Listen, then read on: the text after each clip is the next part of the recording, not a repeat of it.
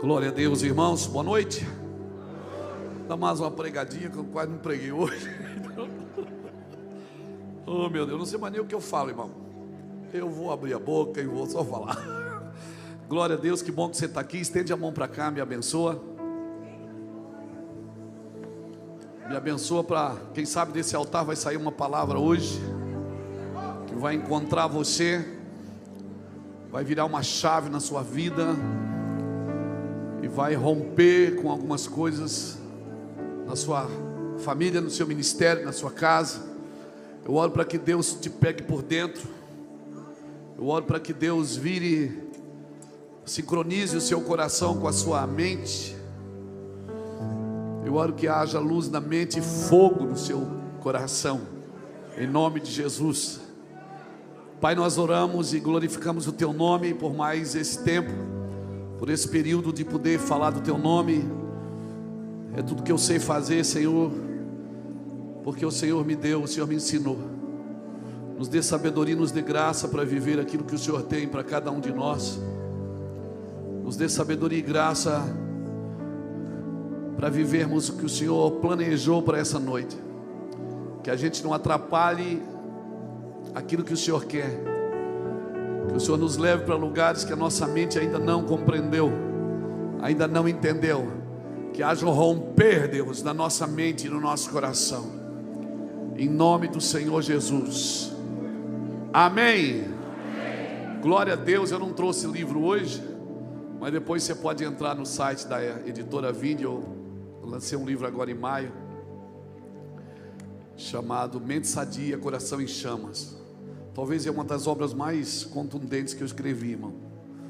Muito violento, muito forte. Você já leu, você já chorou lendo seu livro? Eu choro quando eu leio meu livro. Eu digo, meu Deus, vou pedir para esse homem orar por mim. Que homem abençoado. Você já pensou em você em outra versão? Né? Que você domingo você prega pra caramba, né? A gente tem 3 cultos lá no meu vão. Embora eu não falo mais nos 3, graças a Deus, já tem crente falando, aleluia. Mas domingo é aquele show pirotécnico da graça de Deus, da glória de Deus, da unção. 3 cultos, aquela confusão no estacionamento, os carros saindo, carro entrando, gente se encontrando no caminho, cafeteria da igreja cheia, o lanchonete cheia. Meu Deus do céu, é uma festa. Aí domingo acaba o culto, vai tudo comer x-salada, aleluia, né? X-bacon com ovo. Eu malho para comer. Glória a Deus. E aí domingo todo mundo, acaba o culto, um abraço, o outro beija, o outro tira uma foto, o outro compra um livro, o outro diz, pastor, aquela palavra foi para mim. O outro diz, pastor, meu Deus, pastor, que unção, pastor. Eu saio da igreja pensando, meu Deus, o que Deus faria se é um cara que nem eu? Eu fico pensando, meu Deus, Deus deve ser muito feliz tendo um pregador que nem eu, né? Glória a Deus. Eu fico pensando, puxa vida. E vou para casa assim, feliz da vida, pensando, meu Deus, você viu, amor, hoje nadei descosta, viu? Meu Deus. E ela diz, calma, Luiz Hermínio. E aí vou para casa, deito na cama, domingo à noite, pensando assim, meu Deus, eu sou um cara realizado. Rapaz, como Deus me usa. Que coisa linda. Nem eu acredito que eu falei aquilo. Você viu, eu toquei na mulher, foi curada, ela voou, aleluia. E eu fico pensando, estou melhorando, estou mudando, Jesus, aleluia. Pode vir que eu estou pegando fogo. Não toque em mim que eu estou cheio. Segunda-feira, irmão, quando eu acordo, o primeiro que liga é o financeiro. E eu quero dizer para o pastor Juscelio que eu só preciso do dinheiro, porque coragem eu já tenho, irmão. Eu não estou mais buscando coragem, porque eu já tenho demais. Eu estou deixando a minha turma com dor de cabeça de tudo que eu quero fazer. Eles vêm atrás de mim, pastor, deixa eu te falar. Eu disse, não fala, irmão, senão eu desisto. E aí chega segunda-feira, um missionário já liga, o outro já chama, e aí o pessoal da África diz que tem que comprar janela para fazer não sei o quê, e aí o outro fala, e alguém, uma irmã liga lá para Iraci que o marido foi embora. Mas eu digo, mas ele volta, é a 10ª vez que ele vai, daqui a pouco ele volta. Fica tranquilo, não tem melhor que você não, ele vai voltar. E aí outra filha que o filho bateu o carro, o outro fala, e é aquela coisa, não é assim, gente? Aí eu fico pensando, rapaz, para que tem segunda-feira? Por que o senhor não fica só no domingo? 3 cultos no domingo, para que existir segunda? Eu gosto da minha versão do domingo, eu não me gosto da segunda, irmão. Segunda eu não queria existir. Eu não sei nem para que tem segunda-feira, não é? Para mim só o Shabat, o sábado e o domingo já estava ótimo. Glória a Deus, mas que bom que você está aqui. Quem estava aqui hoje à tarde? Quem não estava hoje à tarde? Onde é que você estava, irmão? Trabalhando? Alguém precisa trabalhar nessa cidade, né? Glória a Deus. Tem alguém sentado lá atrás, está de pé, quer sentar por aqui, ó? Fica à vontade, tá? Senão está tudo bem. Eu estou vendo que está todo mundo ajeitadinho, né? Tá benção. E é isso. Irmãos, hoje nós falamos, hoje à tarde, sobre crescer com saúde. Agora, eu preciso crescer com saúde aqui dentro. Aqui dentro. Porque eu vejo muitas pessoas cansadas da igreja, cansadas da obra de Deus. Eu vejo pessoas sem tempo, ninguém mais tem tempo. É uma correria. Como é que está, irmão? Estou na correria. Como é que está, irmão? Estou na luta, estou na guerra, estou na pressão. Irmãos, e você vai perceber que as pessoas mais bem-sucedidas da terra são aquelas que são donas do seu tempo. Se você não é dono do seu tempo, e tempo você não tem, tempo você tem que fazer. E o tempo que existiu agora, o tempo de hoje, o dia de hoje, não vai existir mais esse dia. Então, o que você faz com esse dia determina se você está ganhando tempo ou perdendo tempo. As pessoas mais bem-sucedidas são aquelas que têm a sua agenda a partir de Deus e não a partir dos outros. Para nós é muito fácil falar, nós somos pregadores, e às vezes as pessoas, né, querem agenda, querem conversar, todo mundo quer 10 minutos, né? Às vezes eu ir assim para ter um tempo de qualidade, a gente precisa sair da nossa cidade, porque a gente vai num restaurante, sempre tem alguém, né, para conversar, e a palavra é ainda bem que o senhor está aqui, ainda bem, é coincidência. Eu digo, não é coincidência. Não é, irmão. Eles, ainda bem que o senhor está aqui, vou aproveitar que o senhor está aqui. E assim, a gente não consegue atender todo mundo, cuidar de todo mundo. Mas por isso, irmãos, nós estamos tendo procurado ser dirigidos pela agenda de Deus. Mas como, pastor? Se eu trabalho, se eu estudo, se eu tenho 2 empregos, se eu pego condução, eu passo 1 hora dentro das conduções aí da vida, principalmente em São Paulo, pessoas passam muito tempo na condução, no metrô, no trem, no ônibus, não é? Mas que tempo você precisa achar esse tempo em você para buscar a Deus? Eu queria falar um pouco nessa noite para mim e para você, e se você tem juízo, eu aconselho você a ir embora agora, porque o que Deus vai falar com você aqui talvez vai mexer no seu tempo e vai tirar algumas coisas da sua vida que não fazem sentido. Amém, irmãos? Amém. Cada vez que você se encontra com Deus, você vai perder alguma coisa sua e vai ganhar alguma coisa dele. Todo encontro com Deus, a ideia é que você se esvaie um pouco e deixe o Espírito de Deus te governar. E você vai perceber que servindo a Deus, você não vai crescer conquistando, você vai crescer renunciando. Você vai perceber, por exemplo, Abraão, ele era desprendido, ele ia se desprendendo. E Deus vai ensinando práticas de desprendimento para Abraão. Deus diz, deixa a tua casa e a tua parentela, sai da casa do teu pai. Então Abraão se desprendeu da sua família, depois ele se desprende de Ló, depois ele se desprende de Ismael, até que Deus manda ele se desprender daquilo que ele mais ama, que é Isaac. E à medida que ele ia se desprendendo, ele ia avançando no reino de Deus. Então, se você quer crescer, e a palavra é crescimento, se você quer crescer, você vai ter que se desprender, irmão. Eu não estou dizendo que você tem que sair do emprego, não estou dizendo que você tem que abandonar pessoas que você ama. Não, não é isso. Quem já desapegou não precisa se desfazer. Eu estou falando que aquilo que ocupa o seu coração e a sua mente domina a sua vida. Aquilo que ocupa o seu coração e a sua mente domina a sua vida. E se você está comprometido com aquilo que você quer ouvir, que te faz bem, talvez você não esteja comprometido com aquilo que Deus quer falar. Porque nem sempre o que Deus quer falar, eu estou pronto, ou preparado, ou gostoso para ouvir. Porque o que Deus fala confronta. E evangelho, irmãos, eu não preciso colocar nada. Evangelho, eu não preciso colocar. Evangelho é um pão sem fermento que não para de crescer. Vocês viram o índice aí agora que diz que os evangélicos cresceram? A minha preocupação é só que a gente não cresça só em quantidade, mas que a gente conheça o nosso Deus.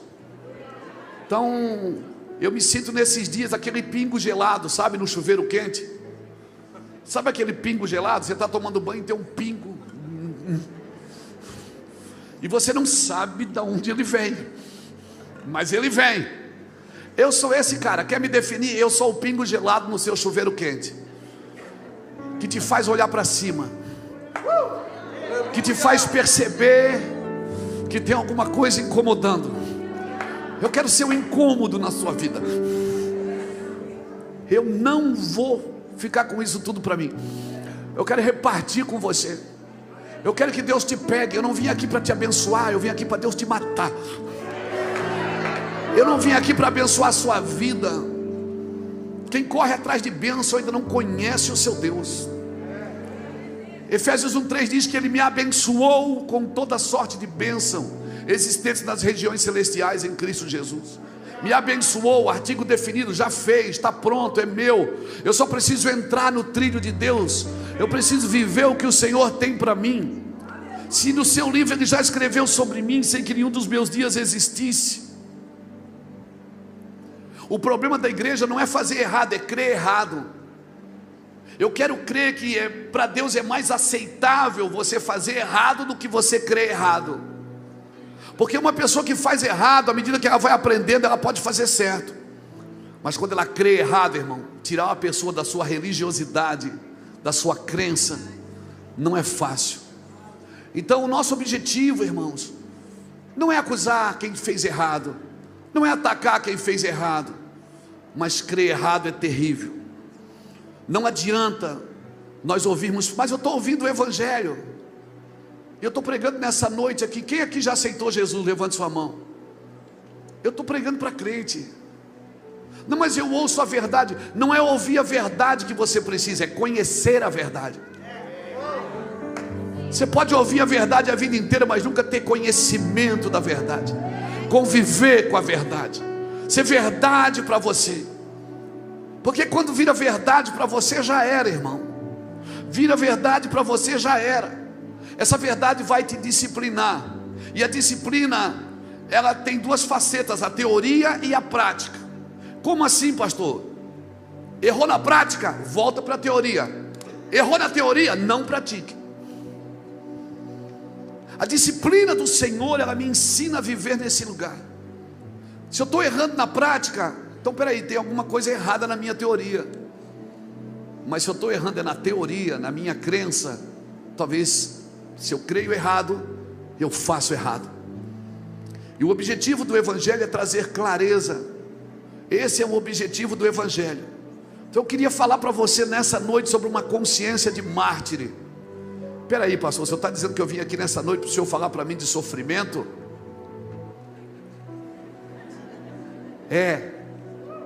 Abra sua Bíblia comigo em Atos dos Apóstolos, capítulo 9, versículo 10. Aleluia.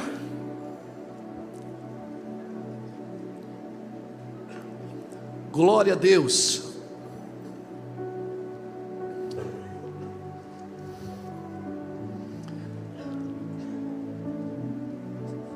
Glória a Deus. Atos capítulo 9, versículo 10 diz assim: ora, havia em Damasco um discípulo chamado Ananias.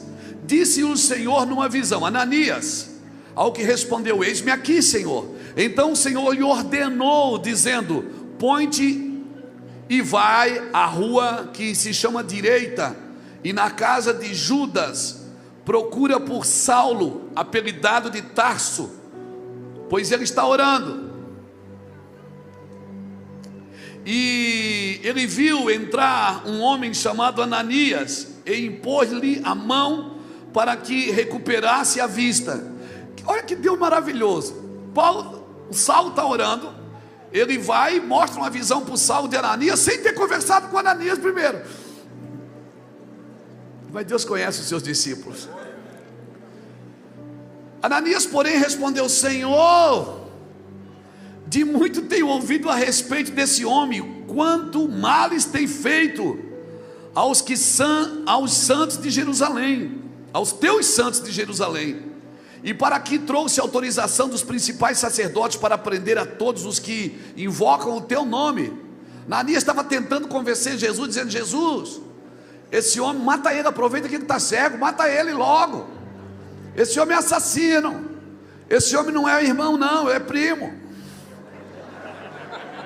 ele é de outro ministério, ele mata os crentes.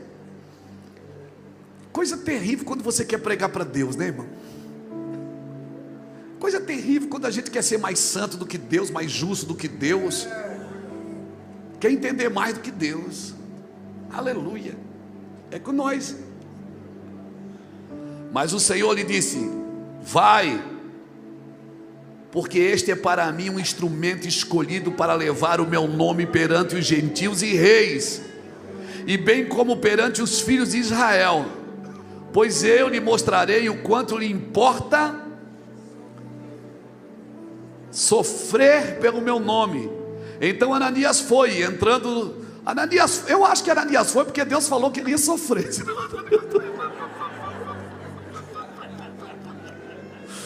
Ele vai sofrer, é comigo mesmo, vou lá.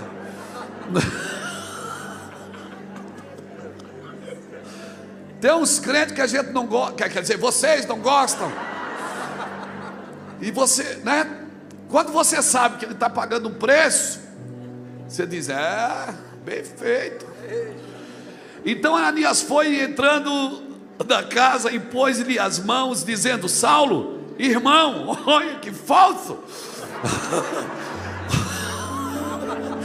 Saulo, irmão, glória, xaramandarai, dizendo: Saulo, irmão, o Senhor me enviou a saber, o próprio Jesus que te apareceu no caminho por onde vinhas, para que recuperes a vista e fiques cheios do Espírito Santo. Imediatamente lhe caíram dos olhos como que umas escamas, e tornou a ver. A seguir levantou-se e foi batizado, e depois de ter se alimentado, sentiu-se fortalecido. Então permaneceu em Damasco alguns dias com os discípulos, e logo pregava nas sinagogas a Jesus, afirmando que este é o Filho de Deus. Cara, que história! Glória a Jesus, que coisa linda! Que bênção essa história, Senhor. Cabe na sua cabeça, irmão, Deus mandar você fazer alguma coisa que você não concorda? Cabe na sua cabeça: Ananias, você vai orar pelo Saulo? Não vou não. Vai, Ananias, tem uma coisa que ainda vai ser maior que você. Você vai aparecer só nesses 2 versículos aqui. Ele vai escrever grande parte do Novo Testamento. Não, Senhor, mata esse cara. O Senhor está dizendo que ele está matando os nossos familiares, e o Senhor quer que eu vou lá abrir os olhos dele, e ele ainda vai ser maior do que nós. Sangue de Jesus tem poder. Cabe na sua cabeça Deus pedir para você fazer alguma coisa que você não crê, você não acredita que aquilo pode dar certo? Então se prepare, porque nós não podemos perder a nossa intuição profética. Nós não podemos ser guiados por tendências. Nós não podemos ser guiados por ego, por circunstâncias, por necessidade. Nós temos que ser guiados pela palavra de Deus. Se você é crente em Jesus Cristo, se prepare para andar na contramão. Se prepare para fazer coisas que todo mundo pode desacreditar, que você mesmo desacredita. Quantas vezes Deus já me pediu para fazer coisas que eu disse: não, isso não, Senhor. Não. Eu disse para você ir embora, lembra? No começo. Porque nós estamos entrando numa estação que, se nós queremos mesmo viver o que Deus tem para nós, São Paulo, nós vamos ter que fazer coisas que não cabem no nosso circuito evangeliquez, que não cabe dentro da nossa caixa religiosa. Deus vai te chamar para fazer coisas. Você vai tocar pessoas que talvez vão se tornar maior que você. Você vai tocar pessoas que você queria mesmo que Deus levasse. Você queria que Deus levasse. Cabe na sua cabeça Batseba está na genealogia de Jesus? Cabe na sua cabeça Tamar está na genealogia de Jesus? Cabe na sua cabeça Ruth, a Moabita, está na genealogia de Jesus? Cabe na sua cabeça Raabe? Meu Deus, por que Deus não faz as coisas fáceis? Por que Ele tem que confundir a gente? Por que o seu amor é tão profundo que é incompreensível para a mente humana? Por que é assim? Deus pode estar nos pedindo para fazer determinadas coisas que aos olhos humanos são loucura, como por exemplo, abrir os olhos deste homem. Se prepare se você quer andar na unção, se você quer andar na glória de Deus como igreja. Se prepare para ser igreja de Cristo. A igreja de Cristo caminha na vibe de Cristo, na unção de Cristo. Mas eu leio a Bíblia, estudo. Não, a Bíblia não é seu alimento, a Bíblia é seu menu, é o seu cardápio. O seu alimento é Cristo. Quem de mim se alimenta, por mim viverá. Se eu como dele, é por ele que eu vivo. Aleluia! Entenda isso, querido. Eu sou agora evangélico, eu sou agora cristão. Como eu falei hoje pela manhã, era tarde. A ferramenta de um profeta não é sua boca, é seu ouvido e sua visão. A ferramenta de um profeta não é o que ele diz, é o que ele ouve. Porque muitos estão dizendo coisas que não ouviram. Então afine seus ouvidos para ouvir a Deus, e aí sim você vai ter o que dizer. Deus diz em Isaías 43, versículo 19, Ele diz: eu estou fazendo uma coisa nova. Adriel, Ele vai fazer.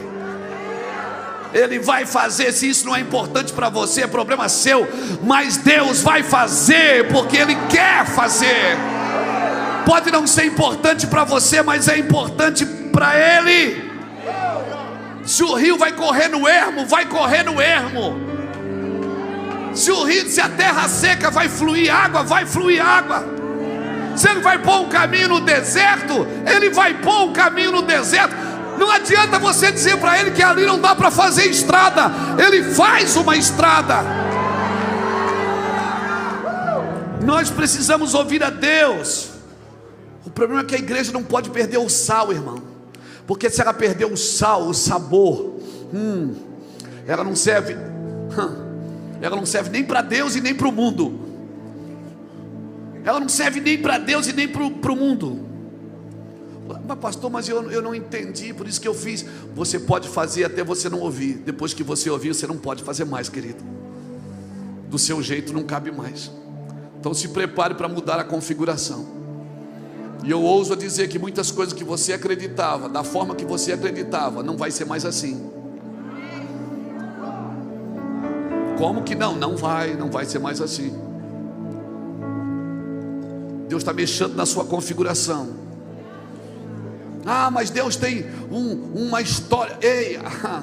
Deixa eu te falar, o Evangelho não é Deus mudando a tua história, mas é você abandonando a sua história para viver a história de Deus, porque o Evangelho é a história de Cristo, não é a sua história. Então você abandona a sua vida, abandona a sua história para viver a história dele, para viver a vida dele, para viver os seus desígnios. É você entrando na história de Deus. Nós pertencemos a uma história, é a história de Deus, a história da continuidade, a história de Cristo. O autor dessa história é Cristo. A vida dessa história é Cristo, não é a minha. Então eu não venho para a igreja para mudar de vida. Eu venho para perder a minha vida e para viver a vida que Deus tem para mim. Aleluia! Para viver a vida que Deus tem para mim. É uma escada rolante. No aeroporto hoje a gente subiu a escada rolante. Não foi, Feitosa? Hein, pastor? Hoje a gente subiu. E quando vocês sobem a escada rolante, não é você que sobe ela, é ela que sobe você. Você só entra nela, ela vai. Aí você diz: por onde? Eu vim pela escada. Mas era rolante. É ela que te leva, não é você que leva ela. O problema é que nós queremos pegar o pacote do evangelho e nós queremos dizer como Deus tem que fazer. Ananias, larga isso. Ananias, escuta. Ananias, mas Senhor, não importa quem ele é, Ananias, para você, o importante é o que ele é para mim. Para mim ele é escolhido.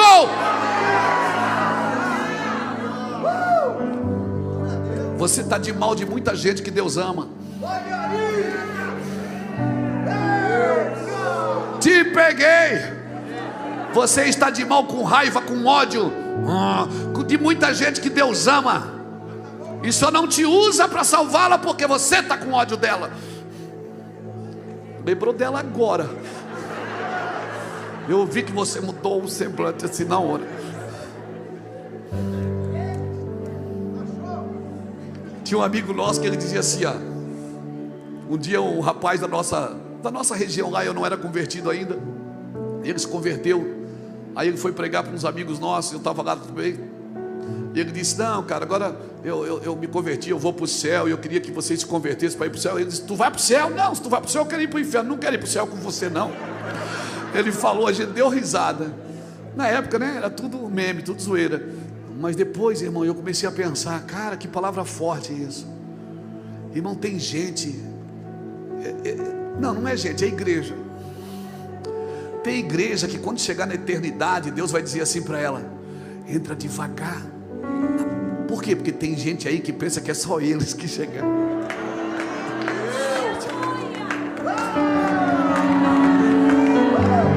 Para não decepcioná-los, quando você chegar na eternidade, você vai ficar surpreendido, querido.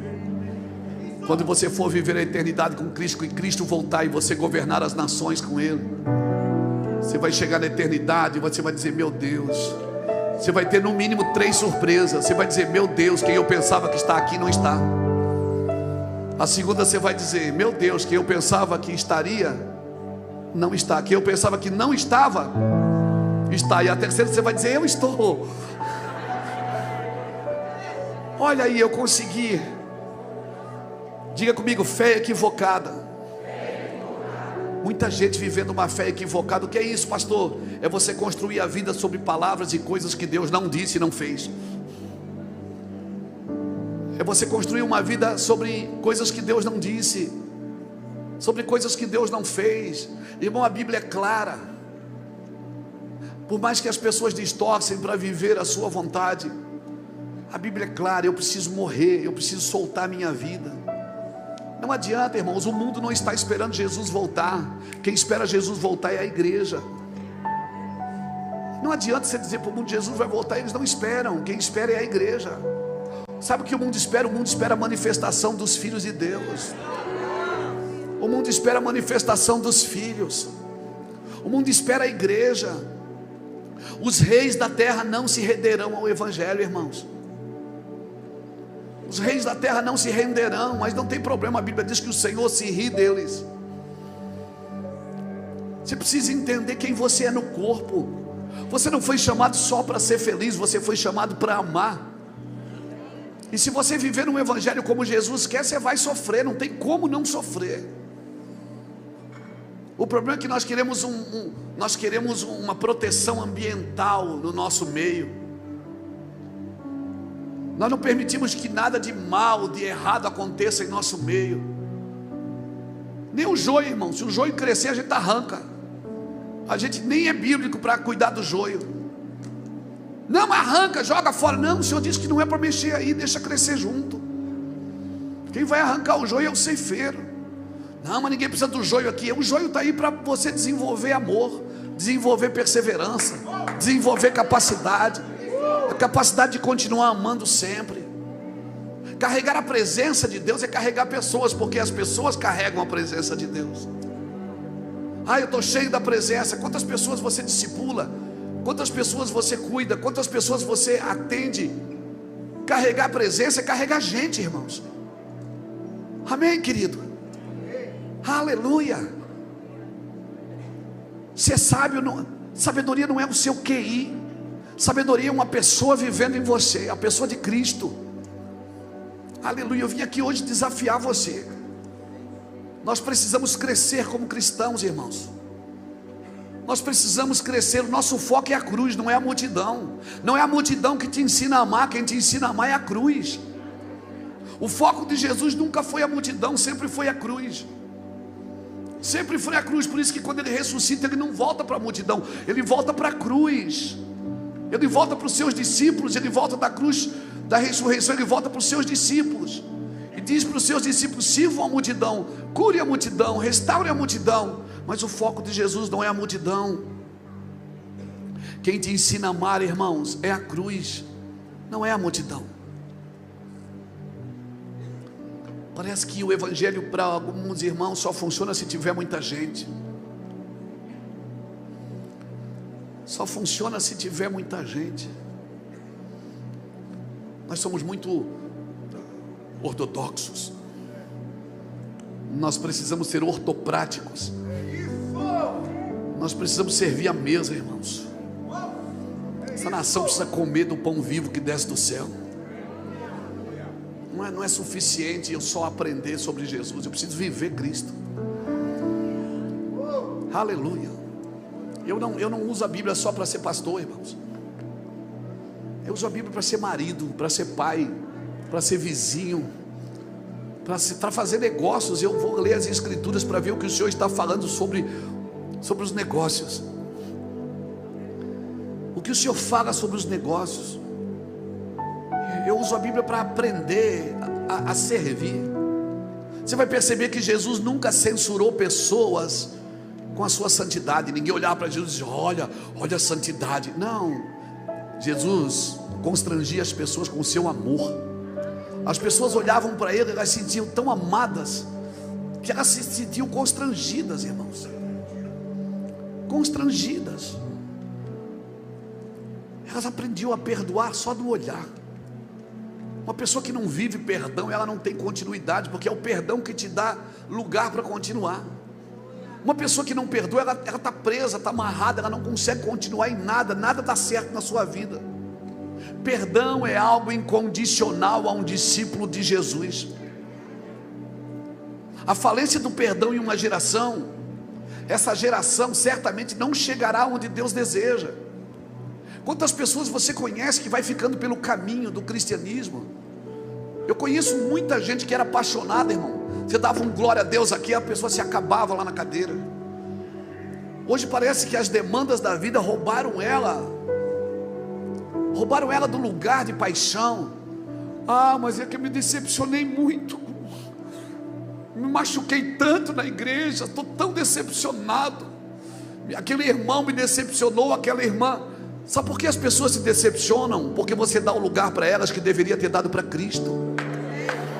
O primeiro lugar é de Cristo, e se Ele tem a primícia da sua vida, ninguém consegue te ofender, te machucar, te bater. Aleluia. E se estão te batendo, te perseguindo, te ofendendo, é para te deixar melhor do que você é. Mas é frustrado. Irmão, uma geração que não se frustra é uma geração fraca. Uma geração que não é perseguida é uma geração fraca. Uma geração que não se ofende, uma geração que não chora, uma geração que não tem dores, não tem perseguições, não tem lutas.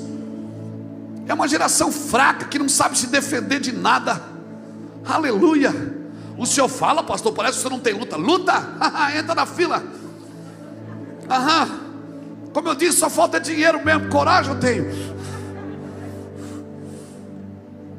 Luta, guerra. Mas em todas essas coisas nós fomos chamados para ser mais do que vencedores, irmãos. Porque nem a morte, nem a vida, nem a altura, nem a profundidade, nem o que há, nem o que há de vir, nada pode te separar do amor de Deus que está em Cristo Jesus, porque em todas essas coisas, não é sem elas, não é fora delas, não é longe delas, é no meio delas, no meio delas. Aleluia. Quantas vezes eu orei pelos outros, quem está doente seja curado, e saí do púlpito, fui tomar um anador para dor do corpo, de viagem, de avião, para cima e para baixo. Mas você não é o pastor dos milagres? Não, irmãos, eu sou aquilo que Deus quer que eu seja na noite que Ele quer. Não, irmãos, pense nisso. Nós não podemos permitir que o perdão venha a falecer na nossa geração. Nós temos que estar mais arrependidos e quebrantados do que eufóricos. A euforia tem que ser algo que vem de dentro. Aleluia. Aleluia, irmãos. Ah, mas é difícil demais ter comunhão, ter isso, eu já me feri tanto, tenho medo de novo. Não, irmão, deixa eu te falar, como disse o pastor Juscelio aqui, traumas que você trouxe para o Evangelho. E por que eu ainda estou 30 anos na igreja? Porque você nunca jogou isso na cruz. Nunca jogou isso, nunca pregou na cruz isso, nunca soltou. 1 João capítulo 1, versículo 5 a 10, depois você lê. Diz que se andarmos na luz como Ele na luz está, temos paz com todos. Se nós andarmos na luz, nós vamos ter paz com todo, irmão. Não é tranquilidade, eu falei paz. Tranquilidade a gente não tem, porque é uma guerra todo dia. É um espírito habitando num corpo de carne que tem vontade, desejo e emoções. Então a gente não tem tranquilidade. O que a gente tem aqui é ter paz, aprender a ter paz. Quando eu sou tentado, eu falo em voz alta. Eu digo, eu não vou, não quero, porque eu tenho uma aliança com Deus. Alguém diz, eu digo, não estou falando com você não. Eu falo em voz alta para me ouvir, porque o ouvido mais perto da minha boca é o meu. E nós vamos ser tentados em tudo que denunciamos. Aleluia. O diabo não vai parar, o diabo não desistiu de você. Ele não vai desistir nunca de você. E você acha que o diabo quer te parar? Não. Ele quer te cansar. Ele quer te frustrar. Ele quer que você desanime. Sirva a Deus desanimado que está bom. Sirva a Deus sem lágrima, sirva a Deus sem paixão. Fica aí nessa apostasia evangélica. É isso que o diabo quer. Ele quer tirar você da igreja? Claro que não. Ele quer que você torne esse lugar um lugar frio, calculista, um lugar que as pessoas não são amadas, cuidadas. Não, aqui não, Satanás. Em nome de Jesus. Ó morte, onde está a tua vitória? Tragada foi a morte pela vitória. Ó morte, onde está o teu aguilhão? Não, irmão, quando você perceber que não tem mais lágrima, coça os olhos até sair. Quando você perceber que você não tem mais paixão, leia em voz alta, põe uma música. Se você não tem mais alegria, quando eu cheguei aqui, meu Senhor, vai cantar, vai fazer alguma coisa. Mas por favor, você não vai ser presa da apostasia. Em nome de Jesus Cristo. Em nome de Jesus Cristo. E você também não vai ser um extremista religioso. Porque os extremos da verdade, eles são tão perigosos quanto a base da mentira. Os extremos da verdade, que as pessoas oprimem as outras com as suas verdades, são tão ineficazes quanto as bases da mentira. Fique esperto, meu irmão. Ah, mas é muito difícil. Jesus foi rejeitado porque amou rejeitado. Jesus foi rejeitado porque ouviu rejeitado. Aleluia. Aleluia. Eu vou aí, hein? Aleluia. As pessoas estão se perdendo por fartura. Oh, meu irmão, temos tanta fartura. Até o ChatGPT ele já fala a Bíblia para você. Você pergunta, chat, onde está que ele fala? Ele é mais crente do que muito crente que eu conheço. As pessoas têm afastado muitos homens de Deus mais do que as dificuldades. Por quê? Porque muitos possuem a bênção, outros são possuídos por ela. Como disse o pastor Juscelio aqui, Irmãos, a maior perversão de um homem não é rejeitar a verdade, é distorcê-la. Eu conheço muitos homens que rejeitam a verdade e depois se rendem a ela. Eu mesmo fui um cara que rejeitei muito a verdade, mas depois me dobrei a ela. Nós queremos conquistar tudo nessa terra como igreja, mas eu vou te falar, igreja, a primórdia do evangelho é conquistar primeiro o céu, não é a terra. Conquiste o céu e atrai os céus para a terra. Você vai viver uma vida sobrenatural. Amém. Mas eu quero, pastor, eu quero. Espera. Para receber o que Deus está te dando, você vai ter que soltar o que Ele está pedindo. E se prepare para viver algo sobrenatural se você soltar o que Ele está pedindo. Porque eu vejo, nós falamos disso hoje à tarde. Hoje, se eu fosse você, depois eu entrava aqui no canal da igreja e assistia de novo. Deus vai pedir para você fazer algumas coisas para afinar você com Ele. Pergunta para os meninos do louvor: você consegue tocar sem uma corda? Não consegue? Se uma corda quebrar, você consegue tocar sem ela, mas se o violão estiver desafinado, não. Porque é melhor que falte uma corda do que estar desafinado com os céus. É melhor faltar alguma coisa na sua vida, mas você está afinado. Porque o que está faltando vai chegar, irmãos. Que você não pode estar fora da sintonia dos céus. A igreja, irmãos, ela tem que ser movida pelos céus, não pelas demandas da terra. Sim, irmãos, a igreja não pode estar desafinada. Nós precisamos estar afinados com o coração do Senhor. Nós deveremos soltar as nossas pedras e buscar: Senhor, afina o meu coração com o teu. Seu trabalho, Ananias, é dar vista para quem Deus quer. Seu trabalho é dar vista. Deus quer que você dê vista. Você quer mesmo ver, irmão? Cutuca o irmão que está do seu lado e diga: você quer mesmo ver, meu irmão? Você quer ver mesmo de coração? Se você ver, você não vai. Tem problema se você enxergar? Irmão, João capítulo 9 conta uma história de um cego de nascença. A Bíblia diz que Jesus ia passando com os seus discípulos, e os discípulos perguntaram: mestre, quem pecou? Foi ele ou foi os pais dele? Parece que a gente está sempre procurando pecar de alguém para justificar o que ele está vivendo. Às vezes ele está vivendo aquilo porque Deus quer que ele viva aquilo.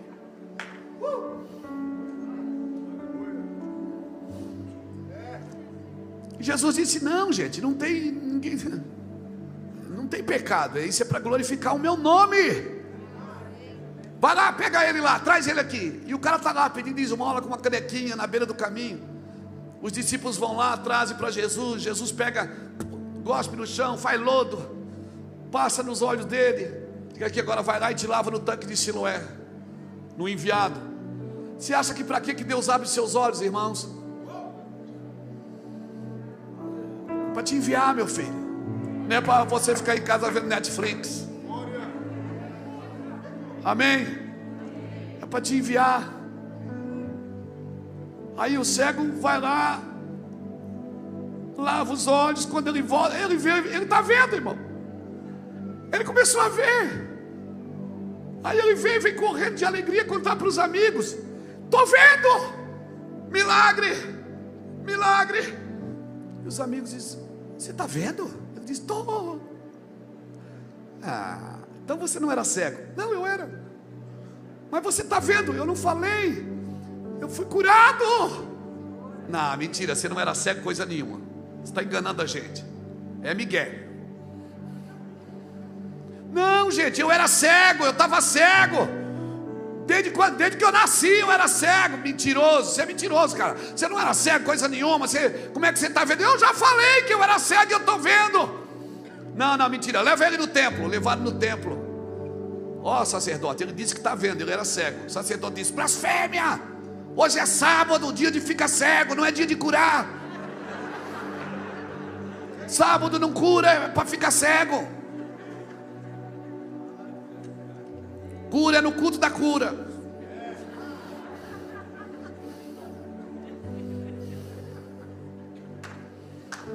Aí o sacerdote disse: você é cego? Ele disse: eu era. Mas você está vendo? Ele disse: eu estou vendo. Esse homem não é de Deus. Se fosse de Deus, ele não curava no sábado. Não, gente, ele é de Deus. Ele me curou, ele cuspiu, está amarrado. Ele é cego, não é cego, não é cego. Ele é cego, ele não é cego, ele é cego. Oh meu Deus, que confusão. Aí ele diz: não, gente, eu era cego, ele me curou. Rapaz, você quer saber mais do que a gente? Nós temos a Torá aqui na mão, nós somos sacerdotes, rapaz. Gente, eu era cego. Você tem pai, tem mãe? Tem, então chama o pai e a mãe dele. Chamaram o pai e a mãe. Aí a mãe entrou, o pai entrou. O sacerdote perguntou: é seu filho? Ela disse: é, disseram: é. Ele era cego? Era cego de nascença. Como é que ele está vendo? O senhor pergunta para ele. Ele é de Maior, nós congregamos em outro ministério, não queremos essa confusão, né? Eu não quero essa confusão lá em casa, não. Nós estamos em outro ministério, né? Nós nem acreditamos em milagre.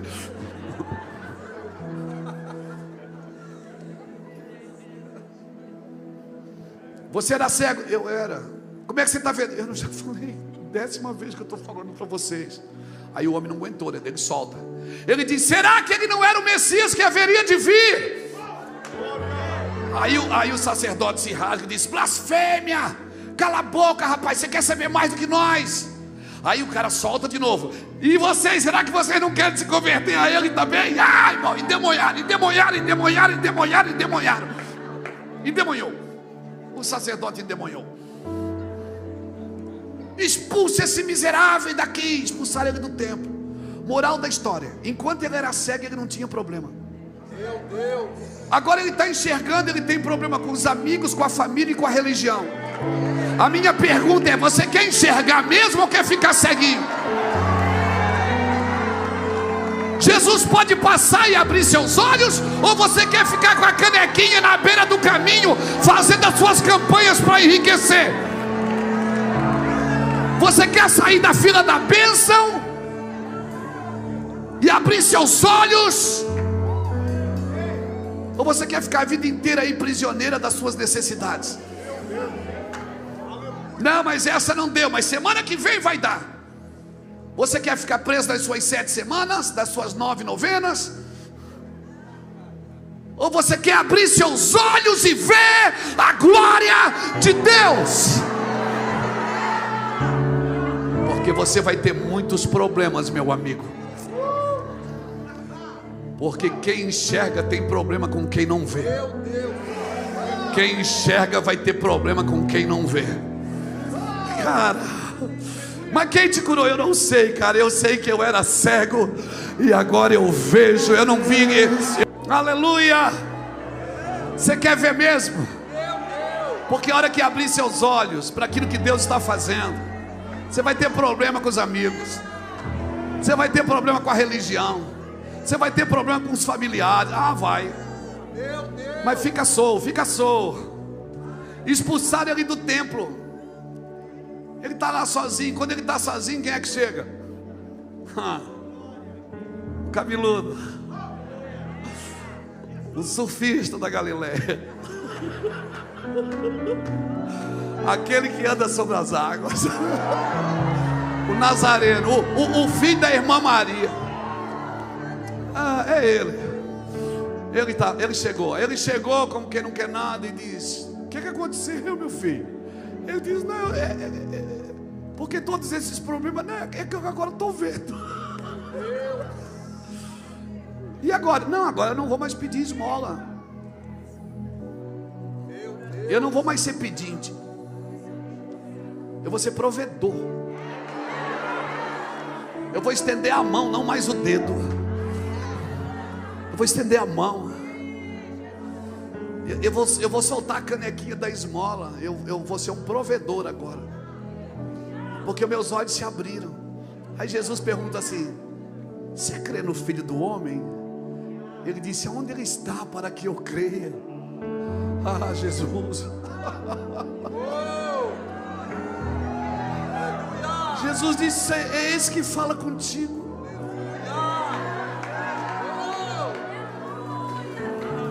E ele volta, ele diz: eu vim para aqueles que são cegos comecem a ver, e aqueles que pensam ver se tornam cegos.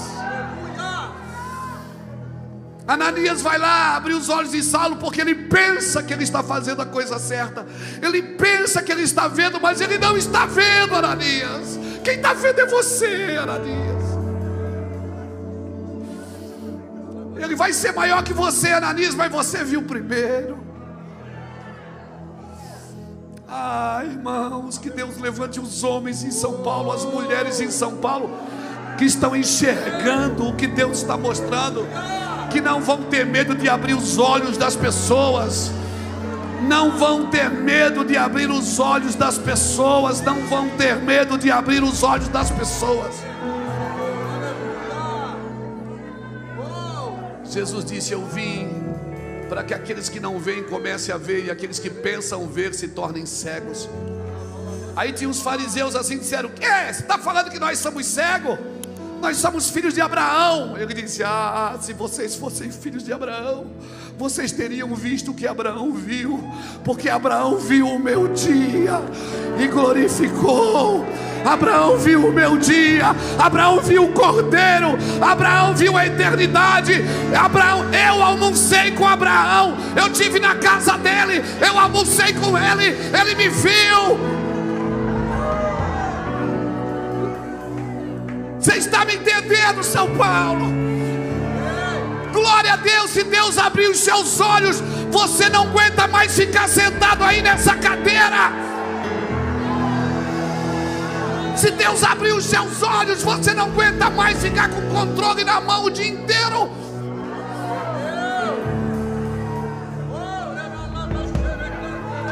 Você vai procurar coisas em você para gastar com os outros. Você vai dizer: eu quero fazer mais, eu quero ir mais, eu quero investir mais, eu quero mergulhar mais fundo, eu quero chorar mais. Ei Deus, eis-me aqui. Sabe por que muitas pessoas, contabilizam sofrimento e não glória? Porque elas ainda estão cegas, Adriel. Se elas estivessem vendo, elas não contabilizavam sofrimento. Porque é um prazer sofrer por esse nome. Quem vive contabilizando o sofrimento é porque ainda está cego.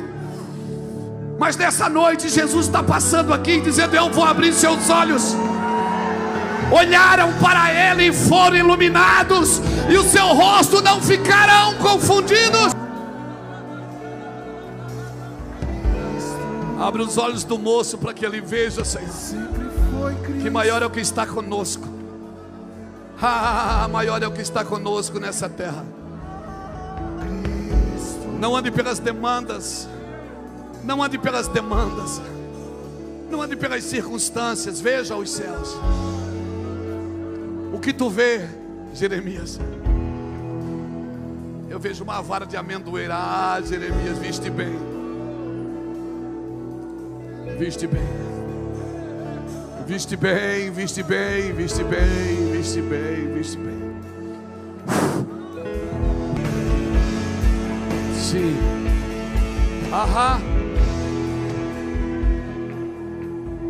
Senta aí. Me dá mais alguns minutos. Foi mais uma onda que passou aqui.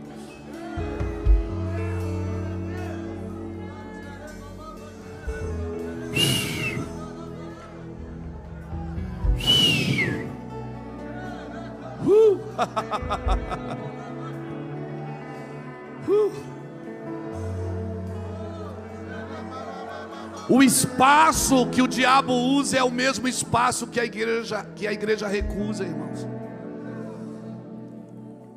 O espaço que o diabo está usando é o mesmo espaço que a igreja está recusando.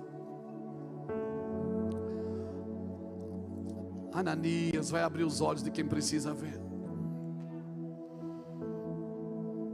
Eu poderia contar inúmeras histórias bíblicas para você, homens como Estevão, de Atos capítulo 7, do versículo 54 a 60, quando ele estava pregando. Estevão pregou uma mensagem só na vida.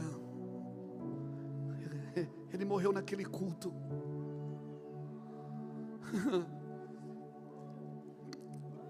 Foi uma conferência de avivamento. Estevão pegou toda a Bíblia E ele colocou num capítulo só, no capítulo 7 de Atos. Foi um tiro de bazuca.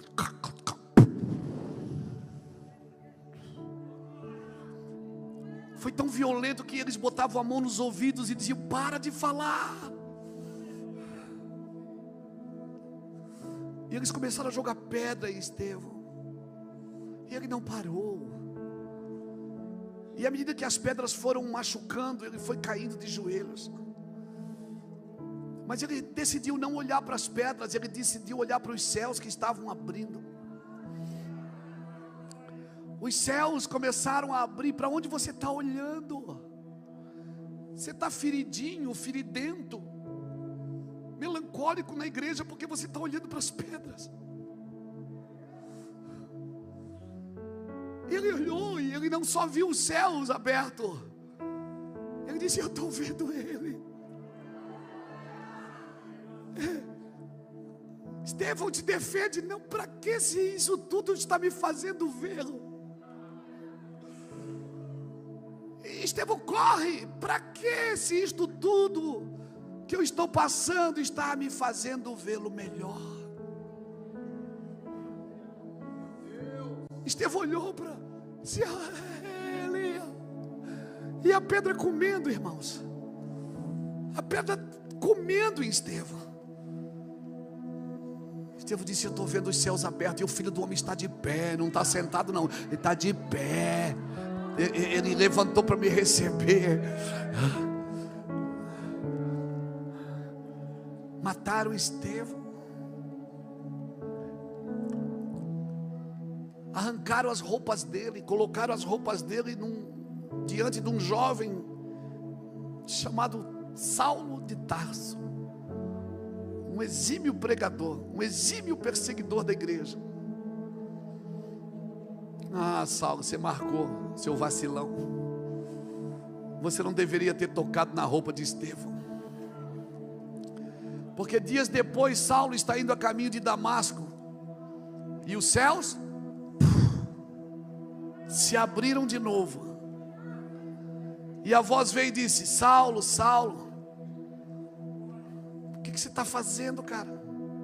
Por que você me persegue? Eu pergunto para você: quem deixou os céus abertos para Saulo?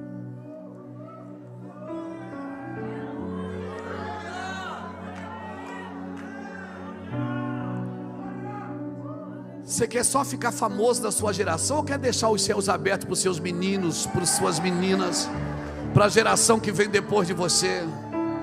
Você só quer ser conhecido e famoso, ter seguidor, ou você quer manter os céus abertos para aquilo que está nascendo? Ei, se você quer deixar os céus abertos para as próximas gerações, você precisa ter uma consciência de mártir e não de conquista. Você precisa parar de olhar para as pedras que te afligem, porque são essas pedras que estão te fazendo olhar para cima e ver os céus abertos, e ver o Filho do Homem. Por isso você precisa fazer isso com muito amor. Cutuca alguém que está do seu lado e diga: sem amor não se mova. Sem amor não se mova. Diga para ele: sem amor não se mova. Inteligência sem amor vai te tornar perverso. Porque se você for um homem inteligente, mas não amar, você vai se tornar um homem perverso. Justiça sem amor te torna implacável. Isso é justiça própria. Justiça sem amor te torna implacável.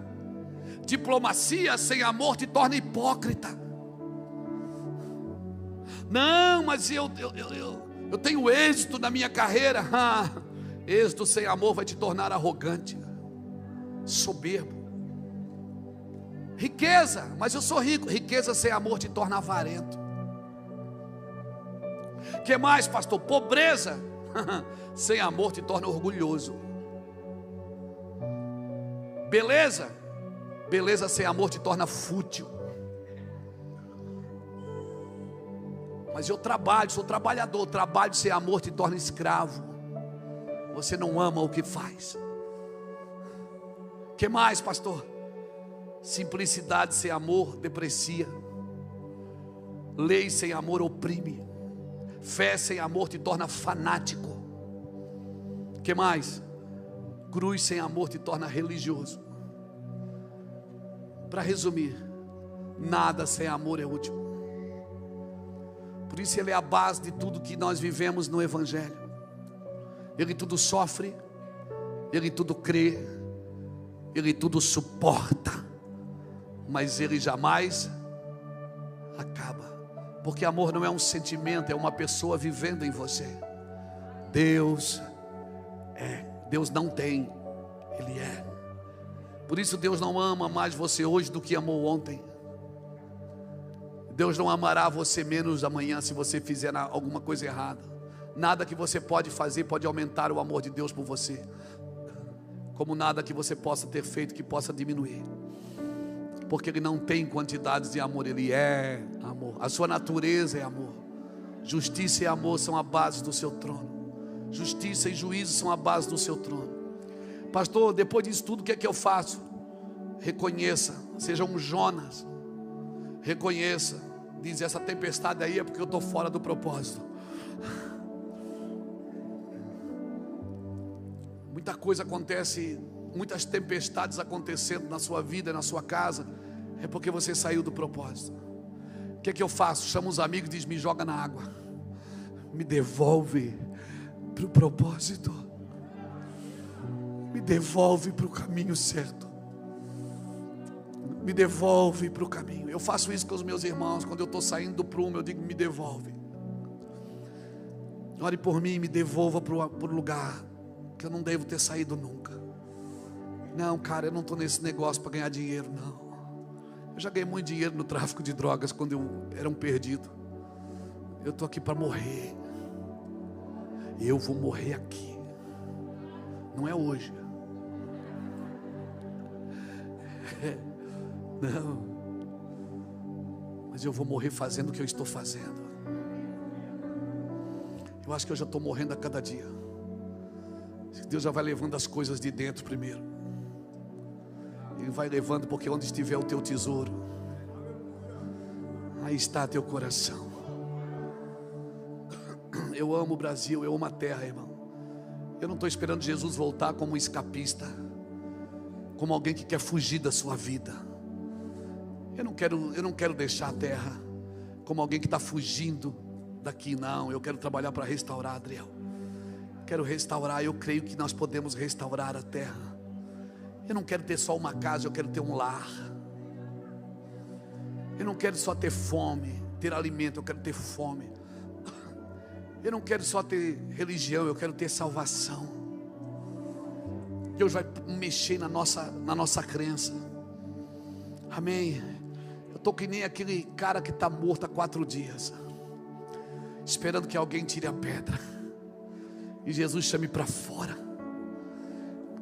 Cadê os homens que vão tirar as pedras de homens que estão mortos, para que eles ressuscitem e eles venham para a mesa testemunhar o que Jesus fez? Ah, irmãos, nós precisamos desses homens. Amém, querido? Eu acho que chega. Eu acho que eu termino aqui. Jesus vai desafiar você nos próximos dias, e agora eu estou profetizando. Jesus vai desafiar você nos próximos dias a mergulhar mais fundo, a pular sem paraquedas. Jesus vai desafiar você a fazer coisas que você, meu irmão, que você disse já com a sua boca aí que seria impossível fazer. Não tem coisa pior para um ser humano do que ele ver alguém fazendo uma coisa que ele determinou que era impossível. Se eu fosse ouvir todo mundo desanimado, se eu fosse ouvir todo mundo que já me depreciou, se eu fosse ouvir todo mundo que disse: você não sabe pregar, você nem se veste como um pastor. Se eu fosse ouvir todo mundo que diz: você não tem modos, parece ter uma asa quebrada. Se eu fosse ouvir todo mundo que disse: não, você não tem. Você tem que ouvir os céus. Ele vai abrir seus olhos. Você tem que ouvir os céus, irmãos. Por isso, nessa noite, eu quero dizer para você: guarde bem o que eu vou te falar, não me tenha como herege. A obra de Cristo é perfeita. mas ela seria incompleta sem a igreja. A obra de Cristo é perfeita, mas ela seria incompleta se não tivesse a igreja para ir dizer que a obra foi perfeita. Então nós estamos aqui para dizer: a obra é perfeita. Você está envolvido na maior obra, na coisa mais perfeita da terra, que é o plano de salvação de Cristo. Você está esperando mais o quê? Mais uma oração? Mais uma confirmação? Você está esperando mais uma mão na sua cabeça? O que você precisa mais para fazer o que Deus tem te chamado para fazer e viver? Então eu vou sair do emprego, vou sair da faculdade? Não, eu não estou dizendo isso. Você é um agente de Deus em todos os ambientes que Deus te plantou. O fato de eu entrar num restaurante não significa que eu sou só um cliente, que eu fui ali só para comer. O fato de eu entrar num avião não significa que eu sou só um passageiro. Nós somos um agente de transformação. Deus tem um plano e uma agenda para cumprir este plano. As escrituras estão focadas neste plano, na volta de Cristo. Pastor, mas como é que eu faço para esperar Jesus voltar na segunda vinda? Faz o que ele falou na primeira. Na primeira vinda ele deixou códigos, ele deixou selos. Oh meu Deus, ele deixou plano. Como que eu espero a segunda vinda? Fazendo tudo que ele falou na primeira.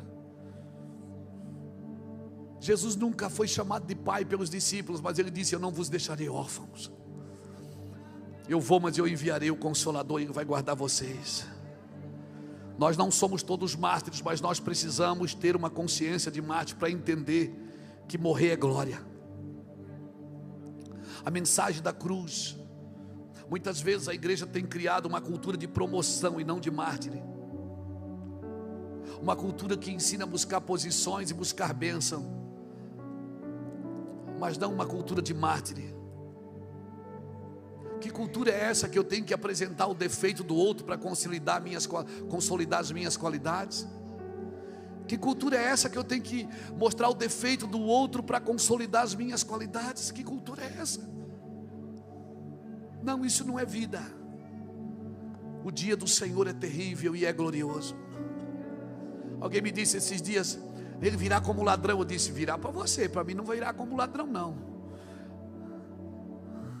Ele vai vir como ladrão para quem não está esperando.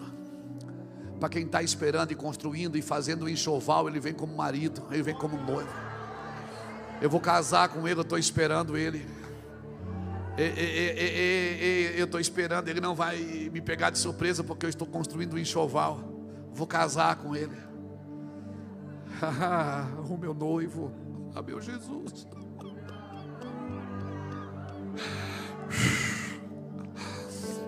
O meu Jesus. Oh meu Jesus. Nos últimos dias, eu termino aqui, nós precisamos de um tipo de família que vai gerar um tipo de sacerdócio, que vai fazer nascer um tipo de igreja. Nos últimos dias, nós precisamos de um tipo de família que vai gerar um tipo de sacerdócio, que nascerá um tipo de igreja. A igreja que vive o Evangelho. O Evangelho é o poder de Deus. O Evangelho é uma boa notícia. O Evangelho é a notícia que Ele ressuscitou e está voltando. E Ele está voltando. A minha oração é que nessa noite eu consegui um pouquinho abrir seus olhos. Que nessa noite você vá para casa em crise. Essa é a minha oração. Que você, antes de dormir, dobre os seus joelhos na beirada da sua cama e diz: Senhor, abre os meus olhos. Eu não posso viver assim. Deus não me deu uma igreja para me matar, pastores. Eu não estou triste com a igreja, Paulo. Eu não estou ferido com ela. Eu amo a igreja de Jesus. Eu estou muito entusiasmado com as próximas gerações. Eu não estou esperando o fim das coisas, Adriel. Eu estou esperando a restauração delas. Convém que os céus o retenha até que venha a restauração de tudo. Eu quero governar com o meu Senhor. Quero governar com o meu Jesus. Ah, meu Deus, fique de pé comigo.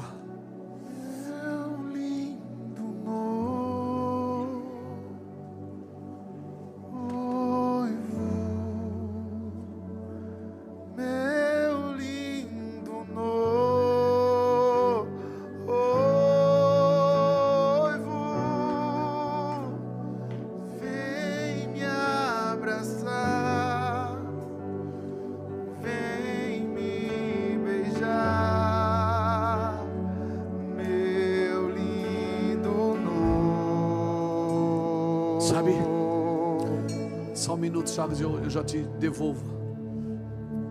As sinagogas nasceram em Babilônia, quando o povo foi levado cativo. Então o rei de Babilônia permitiu que os hebreus fizessem as sinagogas para adorar a Deus. E as sinagogas tinham louvor, tinham a Torá, tinham a exposição das escrituras.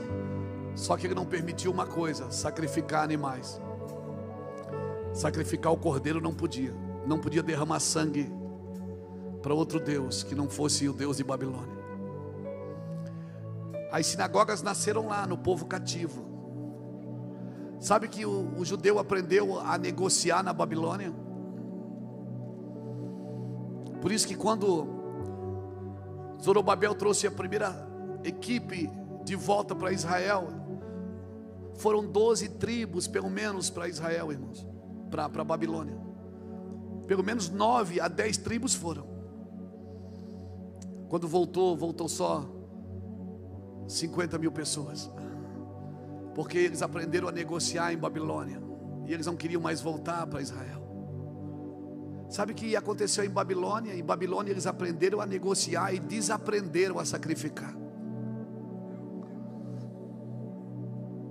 Por isso que Babilônia é perigosa. Por isso que o Senhor diz: sai dela, povo meu. A igreja não pode aprender a negociar e desaprender a sacrificar, porque senão ela vai ensinar para os seus membros só levar vantagem e ganhar dinheiro, mas ela nunca mais vai ensinar a sacrificar. Por isso que na igreja as pessoas estão enriquecendo e estão ofertando e dizimando menos. Elas, quanto mais enriquecem, menos elas investem, porque elas aprenderam a negociar, mas desaprenderam a sacrificar. E o Senhor diz para nós, e eu não fique tranquilo que eu não vou fazer outra oferta. Talvez você já acostumou com isso, mas eu não vou fazer, fique tranquilo. Eu só estou falando isso porque nós desaprendemos a sacrificar a nossa vida, a sacrificar os nossos recursos, sacrificar a nossa casa, porque a gente aprendeu a negociar. Pastores estão cobrando mentorias dos seus membros. Pastores estão cobrando profecia. Você profetiza e põe o Pix embaixo. Me dá o Pix que eu vou liberar. Meu irmão, que lugar é esse? Isso é Babilônia. Um povo que aprendeu a prosperar, mas não desaprendeu a sacrificar. E o Senhor está dizendo para nós nessa noite: sai dela, povo meu. Sai desse lugar, esse lugar não é seu. Você precisa ter uma consciência de mártir. Eu assisti aquele filme, A Lista de Schindler. Cara, aí eu chorei no final do filme, porque Schindler ficou procurando nele o que ele poderia ter feito a mais para salvar os judeus. Ele disse: se eu vendesse esse anel, eu poderia salvar mais 3. Se eu vendesse esse Rolls Royce, eu poderia ter salvado mais 50 talvez. Eu poderia ter vendido. Ele estava em crise, não porque ele achou que tinha feito menos do que ele poderia. Que essa seja a nossa crise daqui por diante, irmãos. Que não seja a crise da fartura. Que a gente não fique depressivo porque não conseguiu trocar de carro. Que a gente não fique depressivo porque não conseguiu fazer a reforma na casa. Mas que as nossas dores e as nossas angústias e os nossos sofrimentos é porque Deus abriu os nossos olhos, e agora nós começamos a nos importar com tudo que nos rodeia. Sabe quem Deus vai usar nas próximas estações? Meninos e meninas, deixa eu falar isso para vocês. Sabe quem Deus vai usar nas próximas estações? É quem se importa. Quem se importa com o próximo, quem se importa com a sua cidade. Quem junta o papel no chão para a rua não ficar suja. Quem pinta uma parede que foi pichada. Quem ajuda alguém a atravessar a rua. Quem se importa. Quem se importa vai ser usado por Deus nos próximos dias. Deus está abrindo os nossos olhos nessa noite, igreja. Sai do seu lugar se você entendeu que eu posso ainda fazer uma última oração por você, depois de te dar esses conselhos práticos. Não desaprenda a sacrificar, querido. Não desaprenda a sacrificar.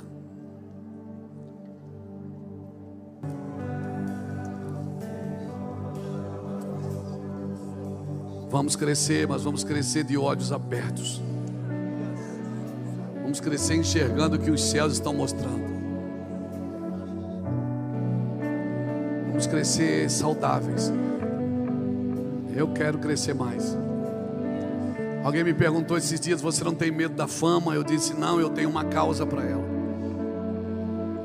Se o Senhor me deixar famoso, não se esconde uma lâmpada debaixo de uma vasilha, se coloca no alto. Não se esconde uma cidade edificada sobre um monte. Agora há uma diferença de exibir e manifestar.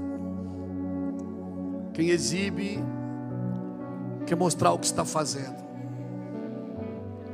faz para mostrar.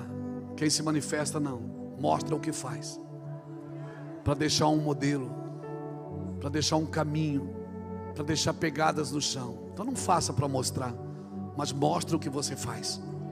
Por favor, mostre. A terra precisa ver Cristo atuando na vida das pessoas. Esses dias eu perguntei, eu disse: Deus, o Senhor não vai fazer nada por isso?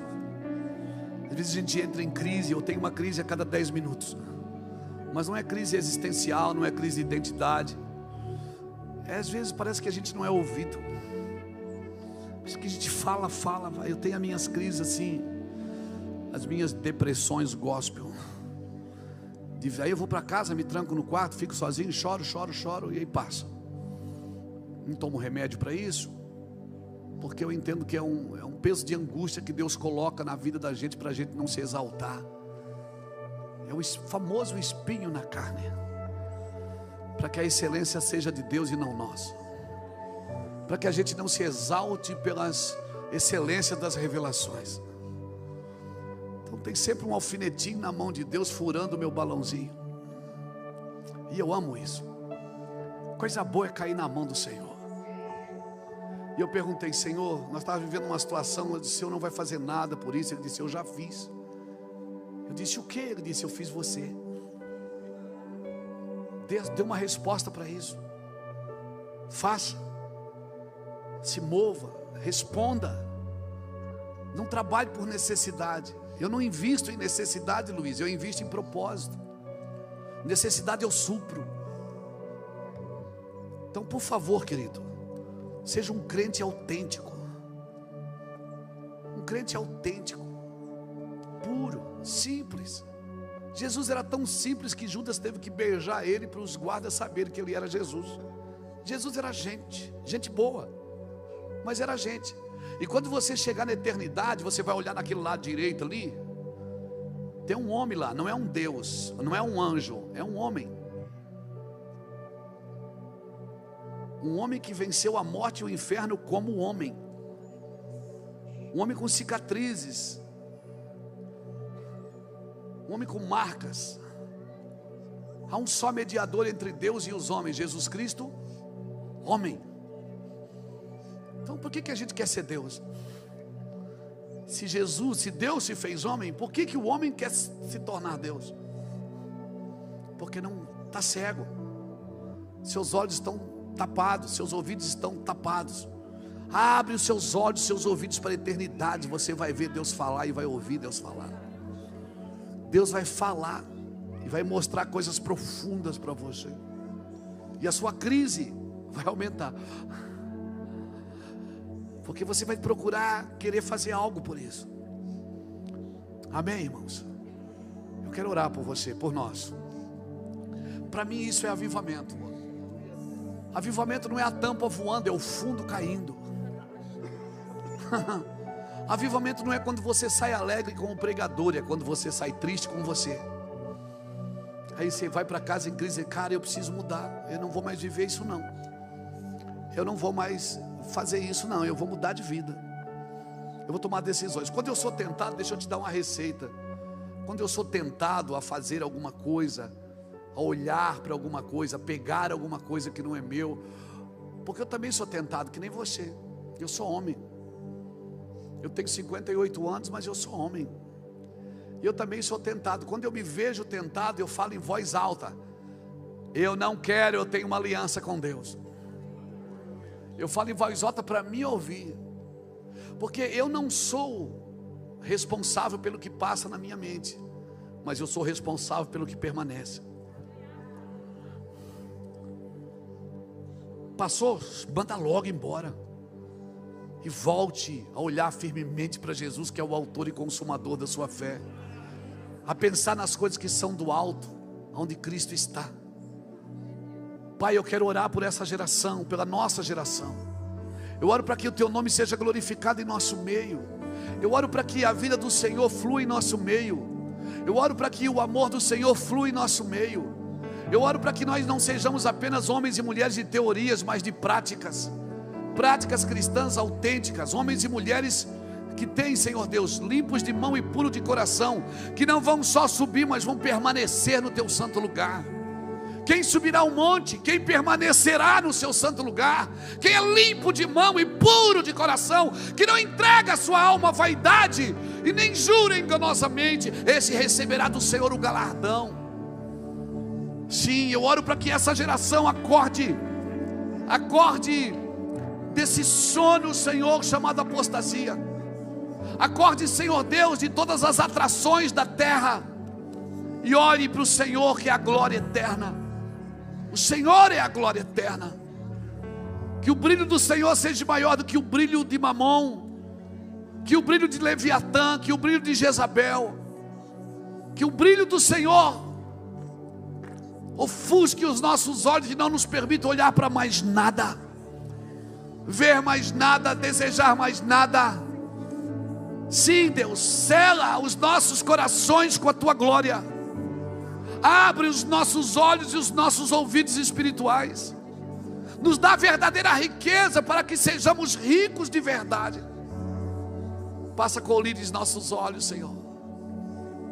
Nos dê vestes de santificação. Obrigado, Senhor, pela Tua palavra. O Senhor é lindo, o Senhor é meu amigo, o Senhor é tudo que eu tenho, todas as minhas fontes estão em Ti, Senhor. O Senhor é o meu anseio, é o meu desejo, é a minha vida. Amém, querido. Aplauda o Senhor, que Deus te abençoe.